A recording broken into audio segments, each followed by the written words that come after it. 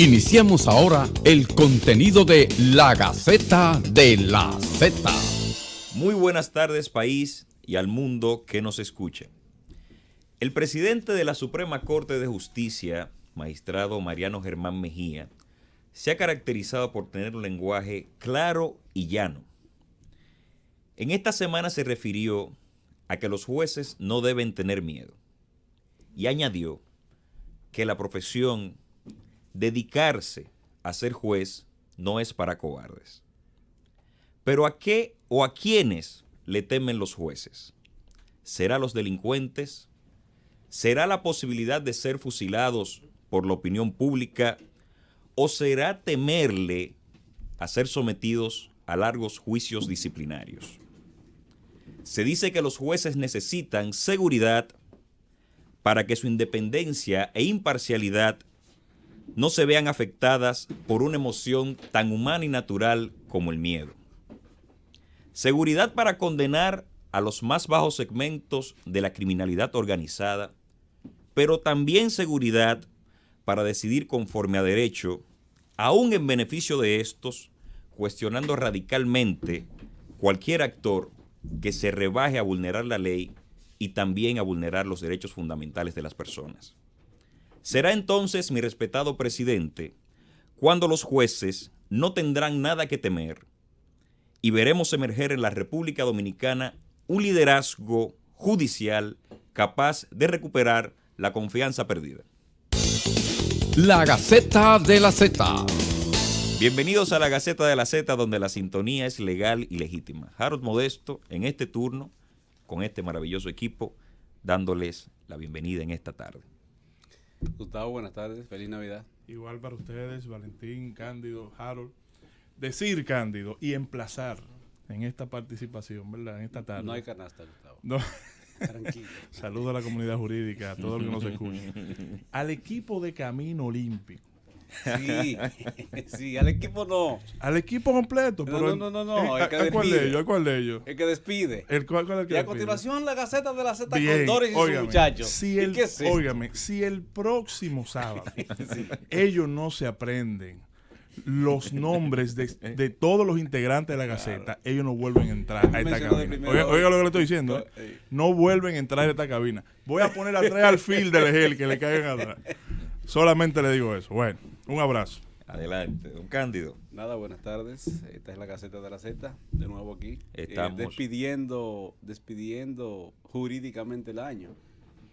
Vamos a ver qué trae el que viene, porque el que pasó siguió igual. Bueno, precisamente el programa de hoy es Luces y Sombras de la Justicia en el año 2018. Y empezamos con la declaración del presidente de la Suprema Corte de Justicia que dice que los jueces no deben tener miedo. Pero ¿qué hay que hacer para no temer en un ejercicio tan delicado como el jurisdiccional? Y quisiera que también los oyentes participen, recordándole que nuestros teléfonos son 809-732-0101, 809-200-0101 desde el interior sin cargos y 855-221-0101. ¿Usted cree que los jueces dominicanos verdaderamente son cobardes, como piensan algunos? Es que los jueces de paz no tienen miedo. Es que los jueces de asuntos municipales no tienen miedo.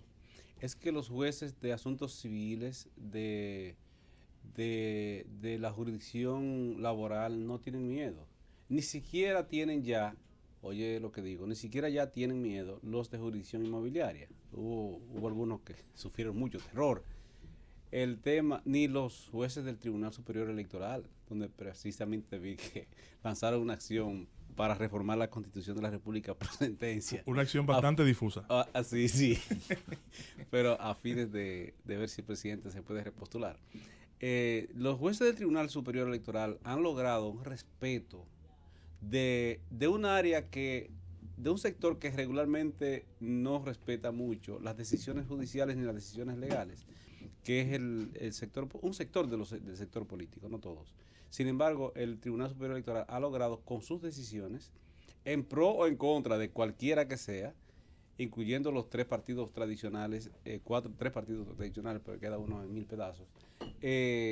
Sin embargo, han logrado el respeto de ese sector. Se está legitimando significativamente el Tribunal Superior Electoral.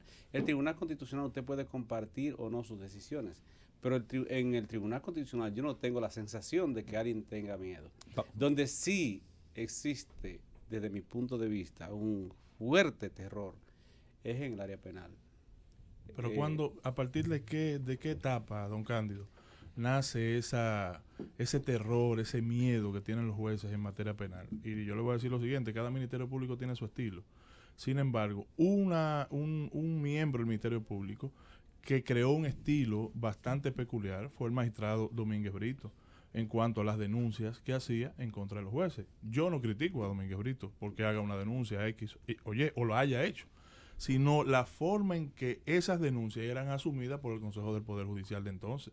Recuerde que inmediatamente el titular de la Procuraduría hacía una denuncia en contra de un juez, inmediatamente a los 2 días se estaba anunciando que el Consejo del Poder Judicial estaba procediendo a suspender a ese juez y a investigar. Entonces, eso no es una respuesta adecuada de un buen gerente del Poder Judicial. Y mire que yo le tengo cariño, aprecio y respeto, y para mí es un maestro, el doctor Mariano Germán. Sin embargo, a nivel de gerencia, entiendo que de una u otra forma se dejaba llevar de la presión mediática que se generaba a partir de esas denuncias. El hecho de que días atrás el Haya esté diciendo lo que esté diciendo, casi ya en el umbral de su gestión, del término de su gestión, yo lo valoro y lo celebro. Sin embargo, no es decirlo, es asumir con entereza una posición de responsabilidad frente a una denuncia. No es que no se investigue, es que usted le dé el espaldarazo a ese juez primero y luego que se investigue, no de manera pública, sino que se haga una investigación seria. ¿Por qué?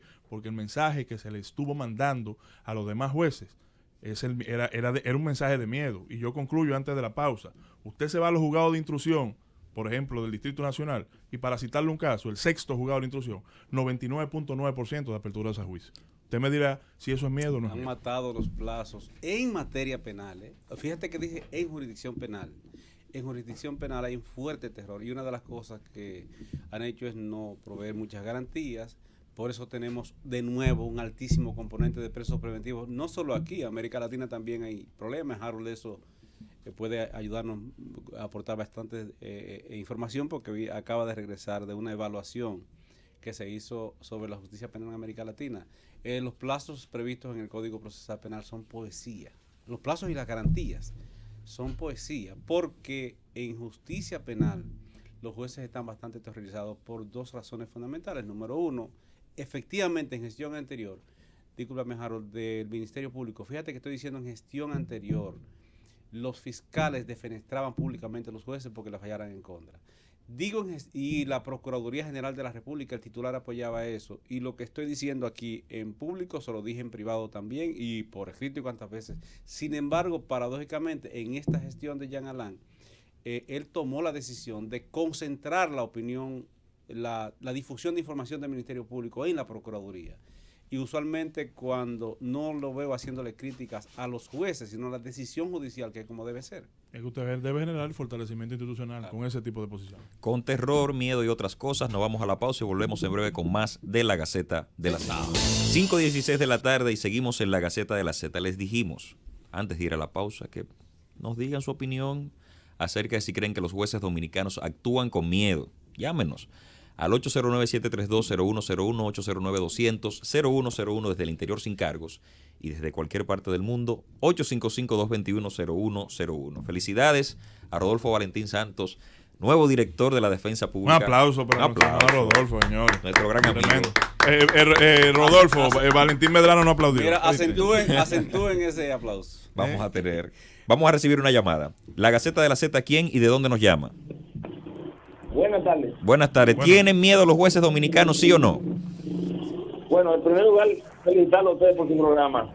Muchas gracias. Le habla Samuel Valdés desde San Juan de la Maguana. Desde San Juan con La Gaceta.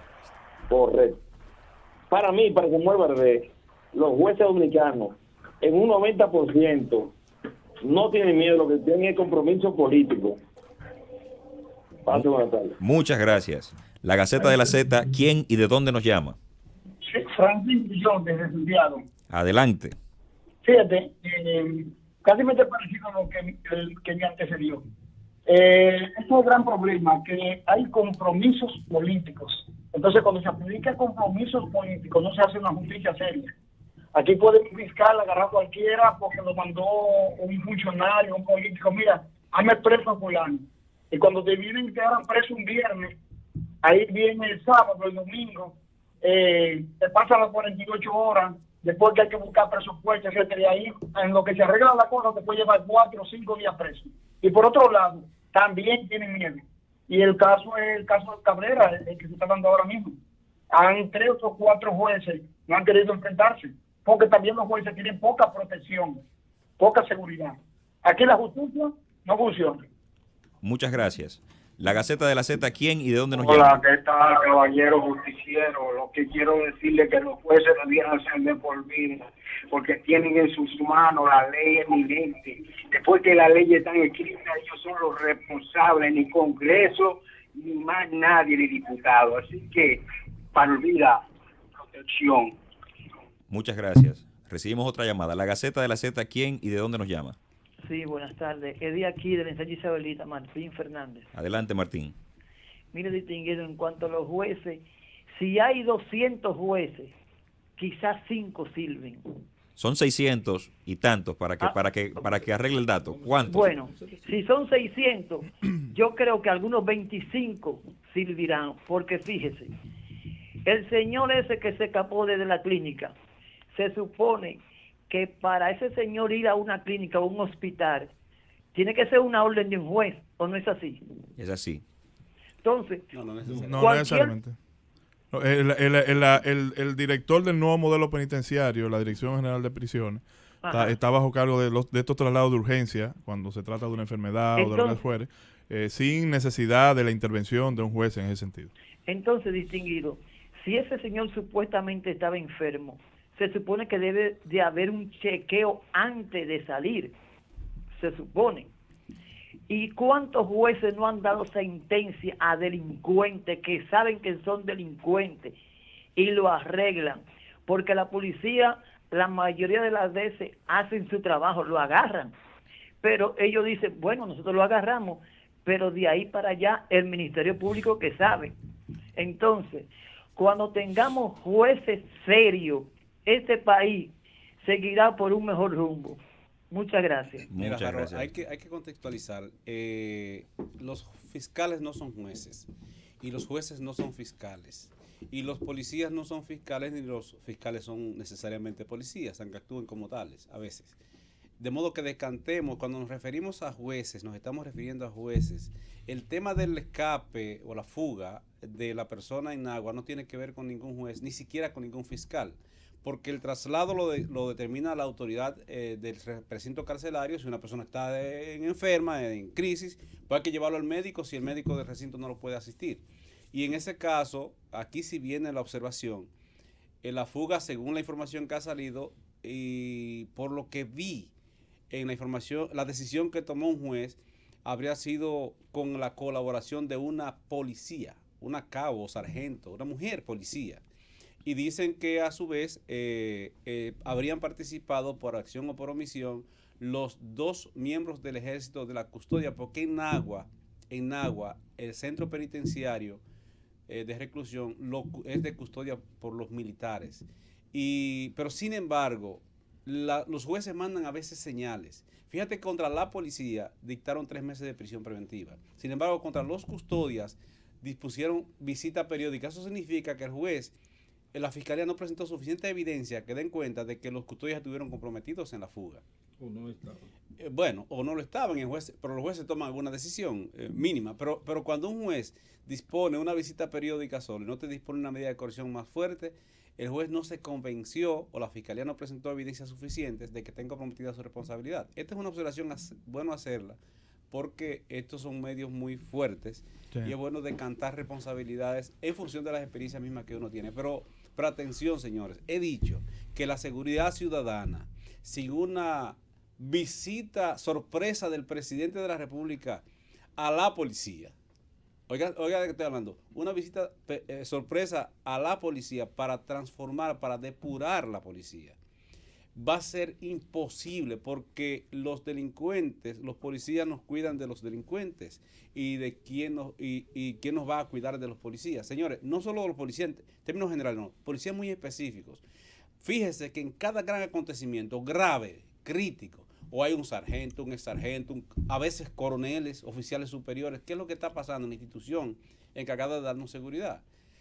No tiene que ver con el director de la policía de turno, porque la policía es una especie de federación en que se maneja por liderazgos locales y hasta por áreas especializadas. Un director de la policía, yo digo, el director de la policía, antes jefe de la policía, no necesariamente dirige la policía como tal. Él imparte instrucciones generales, hay una jerarquía, pero debajo se obedecen los liderazgos sectoriales o regionales. De manera que no necesariamente un sargento de la policía acata de que una orden del jefe de la policía. Señor presidente, haga una visita sorpresa al despacho del jefe de policía reunido con los oficiales generales que le van a demostrar que todo anda bien. No. A esos destacamentos abajo en la base, periódicamente. Cuando usted vaya a hacer visitas sorpresas a una junta de vecinos o a un área agrícola, aproveche y desmóntese sin mucha custodia en un destacamento y hágase pasar como un ciudadano común. Usted verá que muchos ni siquiera le conocen, para que conozca lo que está pasando dentro del ente policial. Mira, Cándido, hablando de miedo, yo quiero dar un espaldarazo a unas actuaciones que ha estado presidiendo durante esta semana el magistrado Milciades Guzmán en la provincia de Santo Domingo, y es el tema de los tragamonedas. Señores, mire, uno que estuvo en fiscalía sabe que hay actores de alto nivel de la clase política metida detrás de ese negocio.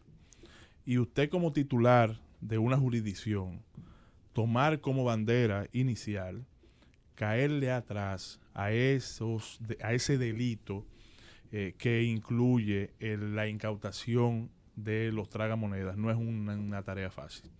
Entonces, yo lo que quisiera es que la comunidad jurídica y en sentido general la clase pensante de la nación le den el mejor espaldarazo a estas acciones que se están llevando a cabo en la provincia de Santo Domingo, porque no es tarea fácil. Yo entiendo que Milciades es un fiscal lleno de valor, lo ha demostrado en toda su historia y sigue dando pasos importantes sobre el particular, y creo que debe merecer el apoyo de todos nosotros en esta tarea tan difícil que ha iniciado. Nosotros vamos a ir a una pausa nueva vez y en breve volvemos con más de la Gaceta de la Justicia. De la Justicia en el año 2018, y con nosotros está, además de que se integra el panel, Edison Joel Peña, el distinguido amigo Valentín Medrano. Valentín está en otra cosa, él no quiere hablar hoy.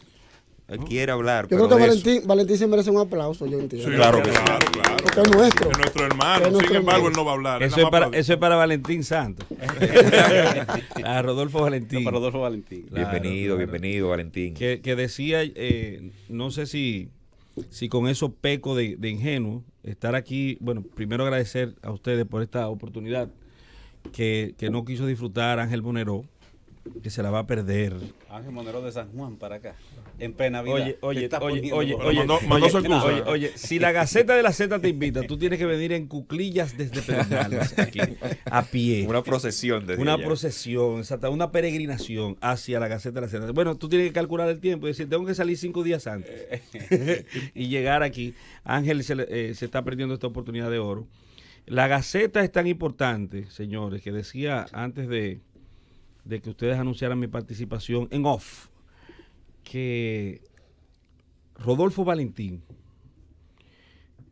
le debe, para mí, es mi criterio, le debe el empuje final que determinó su ascenso a la dirección de la Defensoría Pública a una encuesta especializada que se hizo aquí y a las posiciones que se asumieron desde aquí.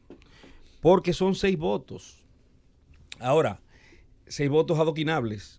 Porque no es verdad que tú, independientemente que sea una elección calificada, decimos, bueno, somos 6 personas, nos ponemos de acuerdo en conciliábulo y decidimos quién va a ser el... Pero cuando una comunidad jurídica se expresa a través de un medio, el más importante del país, en una encuesta que dice, esto es mucho a poco, tengan cuidado con lo que ustedes van a hacer, es obvio que de alguna forma eso pesa. Y para mí fue determinante porque todo el mundo sabe, yo hice mis auscultamientos. Sí, y yo, aparte de que hablé con Monero para que me consultara un par de brujas de San Juan, para saber por dónde iban las intenciones, las preferencias. Y Valentín no era la preferencia. de los que votan. De los que votan. De los que votan. Sin embargo, era la preferencia de la comunidad jurídica que con júbilo ha celebrado su elección, que yo creo que es la más acertada. Ojalá y que él tenga la suerte, porque no siempre depende ni de la buena voluntad ni de las inteligencias de la persona el resultado. Pero su elección, ¿dónde? ¿Su elección dónde? Porque nosotros arrancamos con que eligieron a la dirección de la Defensoría Nacional, de la Defensoría Pública Nacional, a nivel nacional, es el director nacional de la Defensoría Pública, en sustitución de la doctora Laura Hernández. Creo que el 27 jura como el segundo, porque la Defensoría Pública es creación de la Constitución de la República del año 2010. La primera directora fue Laura Hernández, es Laura Hernández, ¿verdad? Sí, Laura Hernández. La doctora Laura Hernández, que hizo un buen trabajo. Y entonces Valentín, ella es la histórica directora. Ahora Valentín es el primero en ser electo luego de... La Defensoría Pública, sin irnos muy lejos, surgió como una idea del comisionado de apoyo a la reforma judicial. Así fue. Y era un capítulo del comisionado Rosalía Sosa, que hoy, que es una alta dirigente de la sociedad civil, vicedecana de la Facultad de Ciencias Jurídicas y Políticas, nombrada, electa recientemente. Rosalía Sosa, y una luchadora y promotora por los derechos humanos, fue la primera directora de ese capítulo, y recuerdo que entre otros, el actual presidente del Colegio de Abogados era uno de los defensores públicos, Surún. Sí. Y Surún precisamente libró una batalla fuerte. Joaquín Benesario. Joaquín, sí, otro aquí. Pero menciona a Surún en particular porque fueron muchos. Aguilda Reyes. Fue de ese primer grupo. Después se instaura por ley y posteriormente ya se incorpora en la Constitución en 2010, formalmente. Incluso cuando se incorporó por ley, pasó a ser un capítulo de la Suprema Corte de Justicia. Y tuvo buen empuje y buen apoyo, mucho apoyo de la gestión de Jorge Subero Isa en la Suprema Corte de Justicia. Después de la reforma de 2010, entonces ya se constituye como un ente independiente, autónomo, con presupuesto propio, muy escaso, por cierto. Pero el punto es que Valentín Medrano libró una lucha. Valentín Medrano, Surún. Surún Hernández. Una lucha tenaz con la saliente directora de la Defensoría Pública, que desde que se instauró por ley era la directora, y él insistía que tenía que mandar a concurso, y de este concurso surgió Valentín Medrano. Rodolfo Valentín. Es que tienen tanta calidad y capacidad ambos que me hacen confundir. Hey, gracias por Valentín Santos. Y entonces Rodolfo Valentín fue uno de los defensores que se mantuvo ahí, porque muchos han salido, e incluso Rodolfo Valentín tiene capacidad para postular en el Tribunal Penal Internacional. Él postuló y pasó como abogado para hacer defensa en el Tribunal Penal Internacional a ese nivel, entre otros récords. Esperamos que tenga una excelente gestión. La Defensoría Pública, como parte del sector de justicia, tenía que remozarse. Están muy cargados los defensores. Hay algunos en el distrito que requieren supervisión. Valentín, atención, requieren supervisión. Hay quejas de algunos abogados con razón de que excepcionalmente algunos defensores públicos compiten en casos que no tienen que andar haciendo competencia. Se lo estoy diciendo en voz alta, repitiendo, pero en general los miembros de la Defensoría Pública son excelentes. Aquella queja de que los defensores públicos no pueden coger casos de ricos, eso es un disparate, porque la Constitución de la República obliga o incorpora el tema del defensor público, aunque el imputado tenga recursos económicos. No es selectiva la Constitución. Eso se discutió en la Asamblea, y la Asamblea se tomó la decisión de que la Defensoría Pública fuera abierta, y que era una de las quejas de Surún. El 86%, atención, el 86% aproximadamente de las defensas en la provincia de Santo Domingo lo llevan los defensores públicos, con una carga de trabajo impresionante, 600 procesos por cada uno aproximadamente en promedio. Ese es un exceso. ¿Cómo se resuelve?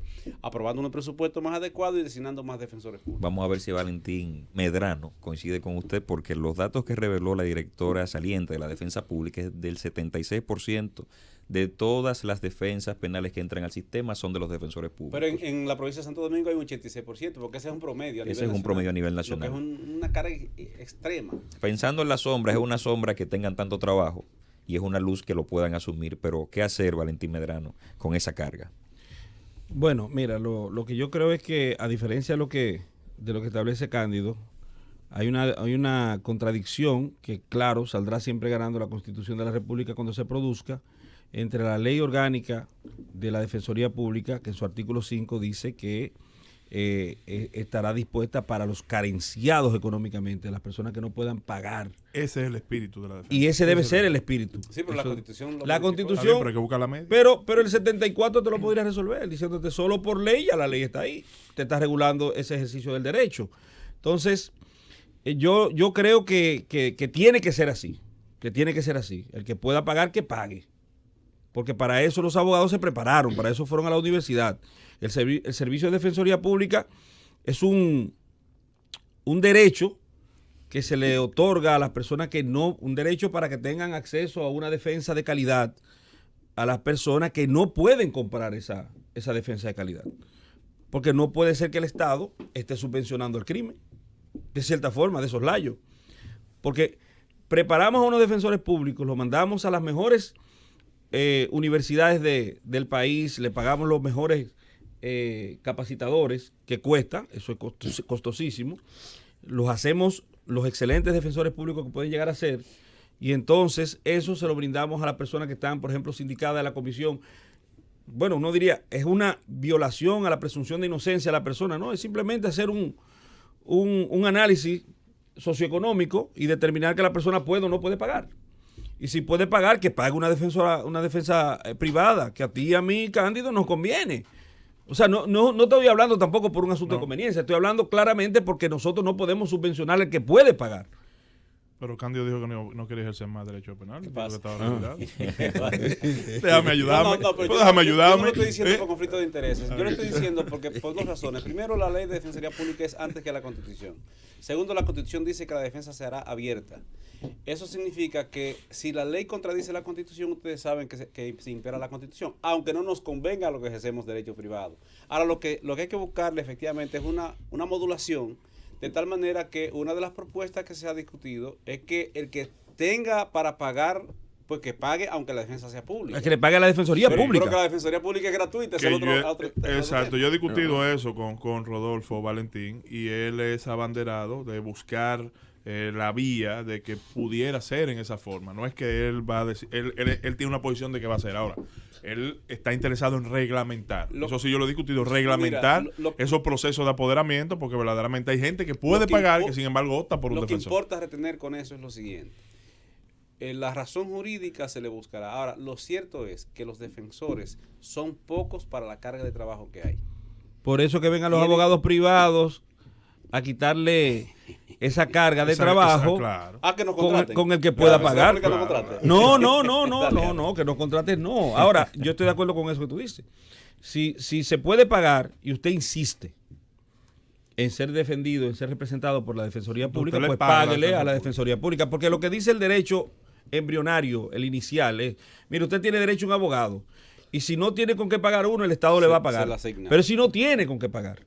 O sea, partir de esa realidad. De esa premisa. De esa premisa. Y si no tiene un abogado. No. Si no tiene con qué pagar uno, se le va a asignar. Ya. Si no tiene con qué pagar. Pero bueno, de todas maneras, la discusión es jurídica. La discusión es de que evaluemos, Valentín.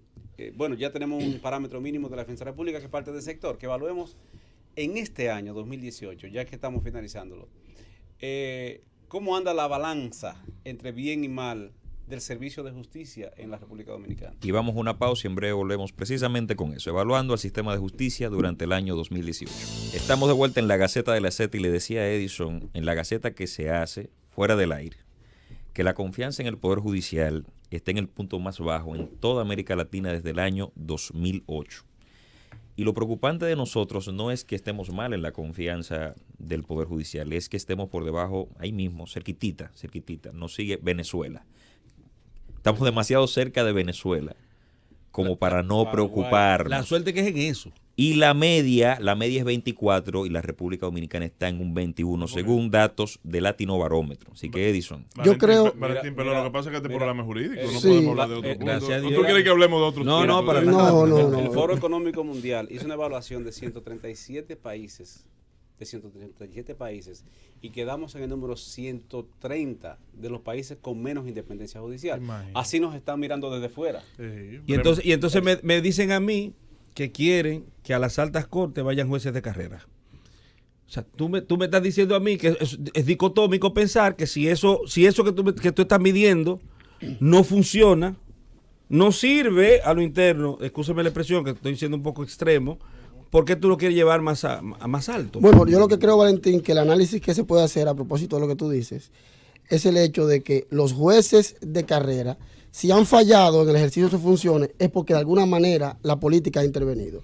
Es decir, vamos a ver, Okay. los jueces... Y si han fallado y la política intervino, ¿quiere decir que ellos son permeables por la política? Claro En que otros sí. estamentos no lo van a hacer. Claro que sí. Pero Lo mismo. entonces, si ellos son permeables por la política, mucho más un político. Un político. Lo que va, y todo el mundo está claro, con una afiliación política definida. Como muchos que fueron, por ejemplo, con mucha capacidad, y obviamente eso no le quita su capacidad ni tampoco el derecho de hacerlo, fueron y postularon para jueces con afiliaciones políticas. Yo creo que la discusión... Con afiliación política conocida o Así con es. preferencia política conocida, porque aquí no hay quien no sea político. Así es, pero yo creo que eso no es... Y tú ves cómo los jueces, por ejemplo, que aspiran a las altas cortes, se dan su paseíto buscando lo conciliable. ¿Cómo que se llama ahora la nueva ley? Nosotros pactamos con un lobista. Haciendo su lobby. ¿Y con quién es que lo hacen el lobby? Es con políticos. Ya se hace lobismo ante las cámaras de televisión. Porque Así uno de los es, jueces claro. que fue elegido hizo su lobismo ahí mismo, delante de todo el mundo, y todo el mundo lo vio. Así que no me hagan mencionar nombres. Entonces, Eso- mira, eso al ya final... es prácticamente legal. Al final yo creo que ¿Tú sabes? si América Latina está siendo afectada, obviamente, en cuanto al sistema judicial se refiere,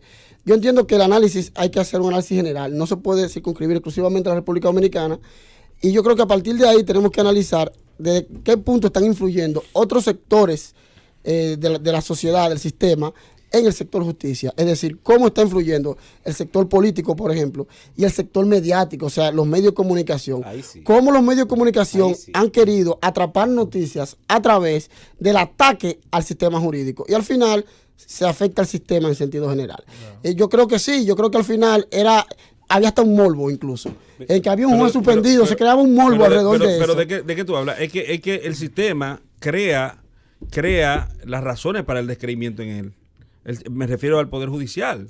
Eso que decía Harold en el introito del programa, que eso es necesario que se focalice, que se piense y se repiense con respecto a la posición asumida dicotómica, según mi criterio, y yo también, igual que Harold, hago causa común con el criterio de establecer, mira, Maginiano, el admiradísimo, queridísimo, como abogado, es una persona que tiene una impronta, que tiene una historia que tiene que ser reconocible, pero él actúa de forma dicotómica porque le exige al juez, y como dijo bien Cándido, que eso no tiene desperdicio, al juez penal, porque es al juez penal, Sí. porque no estamos hablando de otro juez. Sí. A ningún otro juez se le exige no tener miedo, porque el juez penal tiene miedo, pero tiene miedo con razón. Ahora, ¿qué le teme? A exactamente eso, a que le haga un juicio disciplinario porque dé decisiones jurisdiccionales, porque en el país, contrario a lo que establece el Código Iberoamericano para el ejercicio de la profesión de jueces, que establece que por una decisión jurisdiccional usted no puede perseguir a un juez y adoquinarlo y llevarlo a un juicio disciplinario y en este caso desvincularlo, como se ha producido en la República Dominicana en muchísimas ocasiones. Entonces, lo estamos haciendo. Imagínate un juez que en un caso sonoro, tal cual el que está pasando ahí en la Romana, porque le van a tener miedo a que lo maten. Yo siempre he dicho, mira, Yo creo que a que en lo la voten. historia, Yo creo que a mí a que lo en la voten. historia del país no ha matado un solo juez. Sí, pero que- Un solo juez que le pueda ser atribuible el resultado final de ese homicidio al crimen organizado. Han matado jueces, 2 o 3, no más de ahí, en ejecuciones judiciales, jueces de paz, en ejecuciones judiciales. Una bala Así perdida es, se le ha así pegado. es. Pero aquí nadie puede decir, mira, el juez fulano de tal, el crimen organizado lo mató. Por vía de consecuencias, el juez no tiene miedo a que lo maten, no le tiene miedo a ese crimen organizado. De hecho, lo deja preso. La tendencia en la República Dominicana es a dar prisión preventiva Así es. a quien sea, Es no más, importa que sea. Mira una cosa, yo pienso que hay un componente de dependencia funcional de los jueces. Realmente en el sector, en el área penal, y muchos de los que estamos en esta mesa andamos el país entero ejerciendo esta profesión, hay jueces aterrorizados. Y eso no es nuevo y lo hemos dicho reiteradas veces. Yo quisiera dar nombres, yo quisiera dar hasta nombres. Yo me ahora, siento motivado. tranquilo, Da un par de nombres. Hay jueces aterrorizados. Dilo de nuevo, por favor. Aterrorizados. Ahora mira, ¿le temen a los partidos políticos? ¿Es dependencia de partidos políticos? No, yo digo que no. Ahora, el temor no es al PRD, PRM o el Partido Reformista o el PLD. No. El temor que tienen los jueces, o yo diría más que el temor, la inseguridad, es porque si emiten una decisión que un sector de la opinión impopular, aunque sea correcta, claro, entonces le hacen un proceso proceso disciplinario público en el Consejo de Poder Judicial. Si no, antes anunciaban que estaban siendo suspendidos e investigados, ahora filtran la información a través de un amigo común de nosotros, filtran la información a los medios de que un juez está siendo investigado. Cuando eso sube, óigame, ese juez, por correcta que haya tomado la decisión, entra en un estado de pánico. Señores, son en muchos casos mujeres solteras, son las juezas, son humanas. Así es. Tienen hijos, tienen deuda, cogieron un carro fiado en ocasión de una feria de estas. Y un apartamento lo deben. Y además de eso van a salir desacreditadas. Y otra cosa, lo único que pueden hacer, aparte del sueldo que ganan y la función que desempeñan, es dar clase en una universidad que ni siquiera pagan adecuadamente. Claro, entonces resulta que le expulsa cuando son expulsadas también. Mira, y te lo suspenden sin disfrute de sueldo. Y la suspensión es una sanción disciplinaria. Pero yo te digo, ¿por qué político? Es como una especie. Pero hablemos de sadismo judicial. Candido, si tú me permites, hablemos de sadismo judicial. Pero ¿cuál partido político influye? No, es que la decisión no es partidaria. Escúchame, Valentín, no es partidaria. Y déjame resumirte en qué me refiero. Yo creo, y que fue muy atinado el comentario que hizo Gustavo anteriormente, la decisión de colocar como un blanco de ataque a la justicia fue una decisión política, y ahorita Gustavo se refirió incluso a las personas. ¿Es una decisión estratégica? Sí, fue estratégica. ¿Pero estratégica de quién? Hubo un momento determinado que un procurador general de la República en este país se vio aquí cuestionado por no haber recurrido a una decisión de un político dominicano. Sí, por no haber recurrido a la decisión de Félix Bautista. Ajá. Y en ese momento era un blanco de crítica.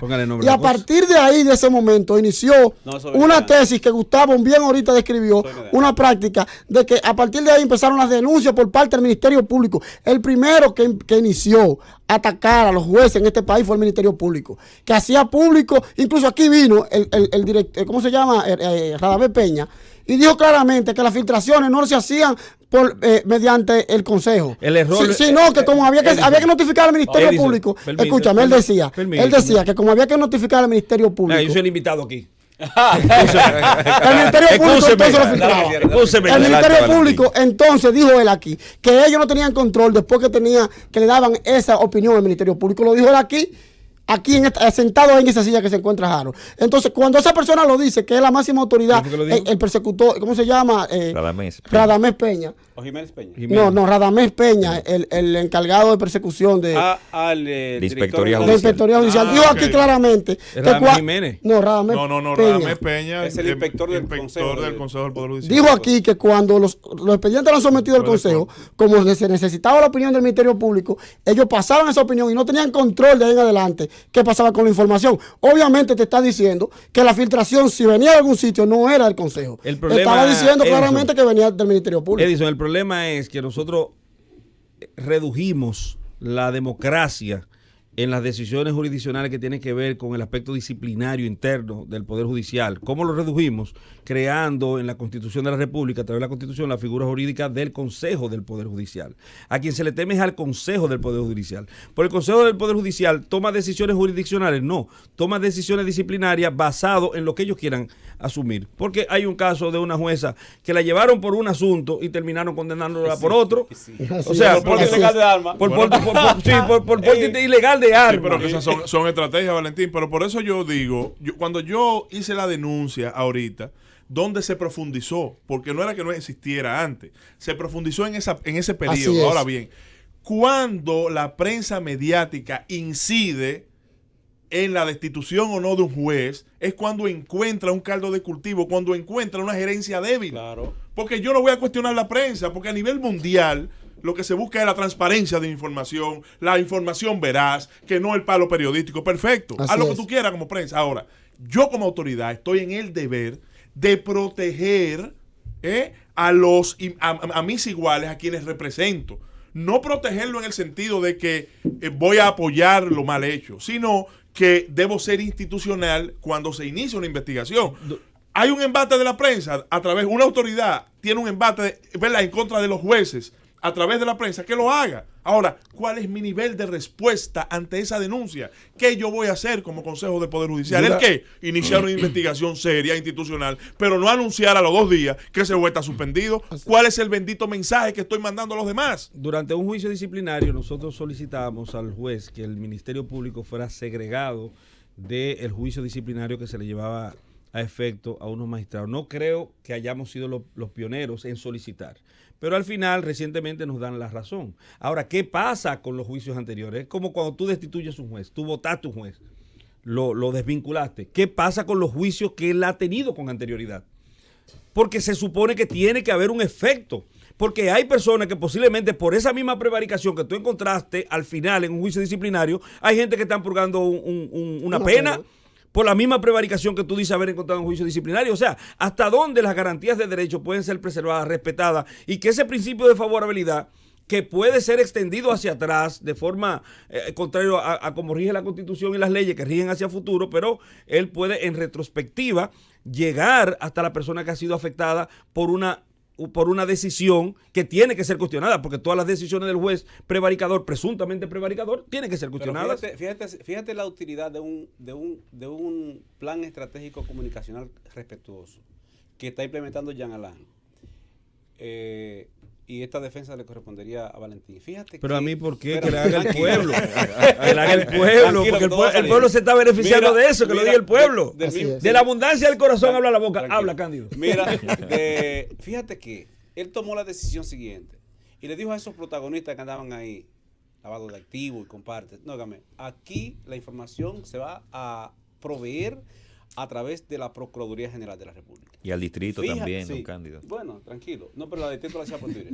Fíjate, ella hacía mucho que había bajado el tono con ese tema. Mira, y no me provoques. Estaba entendiéndose porque, mira, el punto es el siguiente. En el caso de Marlene Martínez, que hubo gente en las redes sociales sobre todo, que la condenaron, la fusilaron y opinaban que si a Marlon lo descargaban, ella la condenaban a 40 años de cárcel, le bastaba.